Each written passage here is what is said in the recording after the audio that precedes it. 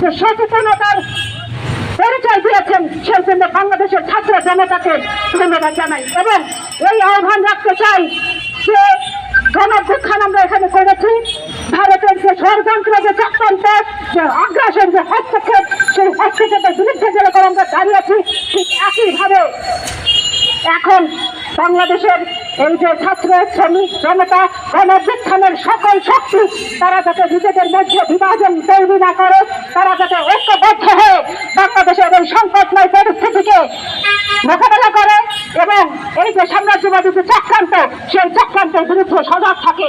সংবিধান শেষ করবে এই বলে যে বর্তমানে বাংলাদেশে এই যে চিন্ময় কুমার দাস সহ বিভিন্ন হিন্দু সম্প্রদায়ের মানুষের উপরে নির্যাতনের যে ভুয়া তথ্য বিজেপি ছড়াচ্ছে, বিজেপির যে ভারতের প্রধানমন্ত্রী নরেন্দ্র মোদী, তাকে উদ্দেশ্য করে বলতে চাই যে নিজ দেশের দিকে মনোযোগ দিন। আপনাদের এই যে ত্রিপুরা, আসাম, মিজোরাম, এই যে 7 সিস্টার্স মধ্যে ইনক্লুড আছে মণিপুর এবং কাশ্মীর, সেখানে যে নির্যাতন, যে নিপীড়ন চালায়, সেই নির্যাতন নিপীড়নের বিরুদ্ধে সেখানকার জনগণ কিন্তু প্রতিবাদ করছে, তারা সেখানে প্রতিবাদ করছে। তাদের নির্দেশের দিকে মনোযোগী হন, বাংলাদেশের দিকে চোখ তুলে তাকাবেন না, চোখ উঠতে ফেলা হবে। বাংলাদেশের জনগণকে এখনো যদি বুঝতে না পারেন, তাহলে গণঅভ্যুত্থান নিয়ে থিসিস করা শুরু করেন। এত হস্তক্ষেপ করার পরে বাংলাদেশের জনগণ কিভাবে এখান থেকে ভারতকে একেবারে লাঠি মেরে বিদায় করেছে।